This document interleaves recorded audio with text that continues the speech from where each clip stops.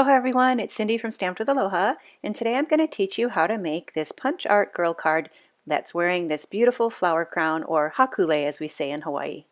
Let me show you the Stampin' Up! Punches that I used to create this card. I started with the hot air balloon punch, I used the Tuilip builder punch, the Vases builder punch, then I used the Sprig punch, the 2 1/4 circle punch, the 2-inch circle punch. Now down below, I've used the 2-inch circle punch again, the Vases builder punch again, the 2 1/4 circle punch again, and the daisy punch. And I've also used a die, which is the well-written die. So I'm going to grab my silicone mat and we'll begin to put the pieces together. We're going to start with the hot air balloon punch that I punched out of petal pink cardstock, as well as 2 of the little flowers that I punched using the Vases builder punch. I'll use my snail adhesive on each side of the balloon punch, and then I'm going to add the little tiny flowers on each side of the hot air balloon straight across from each other so that they will become the ears of the image that we're creating. Then I'm going to flip this over and add some more adhesive to the back. And the next thing we're going to add is our Tuilip builder punch, where we've punched out 2 pieces of early espresso cardstock, and this is going to be the back of the hair. Now I have 1 piece on there, so I want to add a little bit more adhesive, so that will help in gluing the second piece on. So now we have the back of the hair on, and I'm going to add some additional adhesive, and then we'll grab the 2-inch circle punch. This is also an early espresso, and then this will form the back of the hair and kind of tie that all in together. Okay, so that looks good. Then I'm going to demonstrate for you how I did the bangs. So I'm using early espresso cardstock again. I have the 2-inch circle punch, and I'm going to just take a little nip out of the edge of the cardstock, and that will give me just a little extra piece that I can use to form the bangs that will go on the front of this piece here, and you'll begin to see the face and the hair all completed.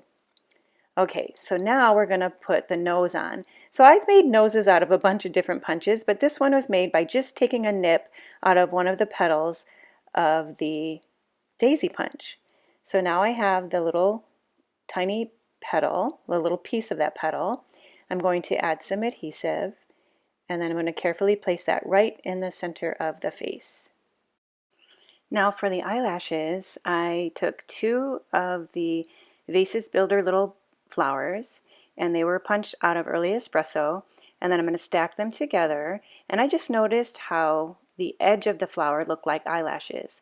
So I'm going to go ahead and take my paper snips and just snip off the back half of the flower, just leaving the 2 little false lashes. Don't they look like lashes?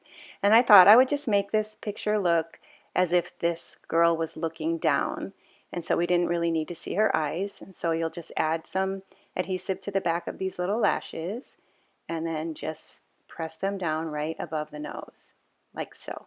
That look good? All right, the next thing we're going to do is form the mouth. So I have the Vases builder punch, and I'm going to use a piece of lovely lipstick cardstock, and so I'm going to just take a little nip out of the side of the vase right there. And then I'll use my adhesive, and then go ahead and mount that right there like so.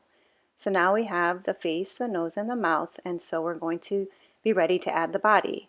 So I'm going to flip this over and add a glue dot right to the front of the neck of the face, and then I'm going to take my 2 1/4 inch circle punch that's punched out of the petal pink, and I'm going to just press that together like so. So now it's time to add a dress. So I'm going to take my 2 1/4 inch circle punch, and then I'm going to use a piece of this fabulous Best Dress Designer Series paper. This comes in 6x6 sheets, and then I'm going to go ahead and punch out a circle, and then I'll take that same punch and punch out a little nip out of 3 sides of the circle. So we're using 1 for a neckline and 1 on each side for arms. So you just want to try to make that as even as possible, and there's no need to snip the bottom. All right, then I'm going to add my adhesive, and then we'll press that right over the top, and you can see how instantly you have a neckline and you have 2 arms that are kind of just tucked behind the girl. Now we're going to work on the hakule. So we're going to take our sprig punch and we're going to cut this in half. And you really don't even need it exactly in half. We can even just nip it a little bit shorter too. So it's totally up to you how much green you want on the top of the lei. So now we're going to take those punched and cut images and we're going to add some adhesive to the back. And then I'm going to press this first piece right on top of the bangs of the girl, just so that it kind of hangs down on the face a little bit, right up to the edge of the hairline. And then the second piece I'm going to flip so that it's going in the opposite direction. And we'll add some adhesive to the back of that as well. And then we're going to press that down on the opposite side. Okay, so we have the basic lei or the crown on her head. And I have a little bit of adhesive in places that I don't want. So this adhesive remover will work great just to clean that up and take away the excess adhesive that was showing there. All right, now we're ready to add our flowers. So I didn't have a flower punch that was the appropriate size. So instead I used my well-written dies, which have this cute little flower in it. And what's great about these dies is that the set has 3 different dies that you can use, so you can do 3 flowers at a time. So that saved me a lot of time in making the flowers for this card. So then you just press those on with glue dots, and she looks fabulous. So we just need to bling her out with some rhinestones. So I'm going to grab my Take Your Pick tool and then go ahead and apply a rhinestone to the center of each one of those flowers. And now she's all ready to be mounted onto our card. So we're going to take 2 pieces of cardstock. This first one, the Whisper White, is 2 3/4 by 3 3/4. And then I want to mount the girl onto this card. So because there's all these little detailed pieces that we've only stuck together with snail adhesive, I want to go ahead and use my multi-purpose liquid glue on this. So I'm going to put lots of glue on the back to hold all those layers together. And then I'm just going to be careful that I don't put glue at the bottom of the petal pink circle, because that's going to actually extend off the bottom of this white card. And then I'm going to place her on there, and then I'm going to press it down very carefully and then flip it over, and you can see that little excess piece there. I'm going to just take my paper snips and just cut that off like so. Okay, now we're ready to mount this piece to the basic black piece. So I'm going to add some adhesive to the back, and then I'll be mounting this piece to a 3 by 4 piece of basic black cardstock. So I'm going to add some dimensionals and then move this to the side because I want to work on our card base. So I have a base of Whisper White cardstock, and I'm going to stamp it with a sentiment from the Positive Thoughts stamp set. So I'm going to use black Memento ink on this. So let me grab my ink pad, and then I'll ink up this sentiment that says, "Friends like you mean more every year."